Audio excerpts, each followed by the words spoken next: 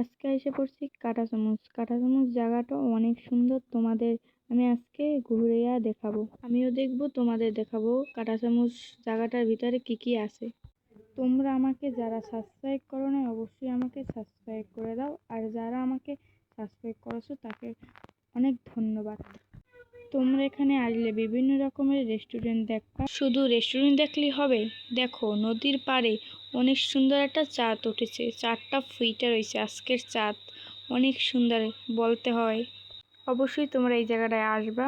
সব কথা বাদ দেই, দেখো জায়গাটা কত সুন্দর, দেখতে থাকো।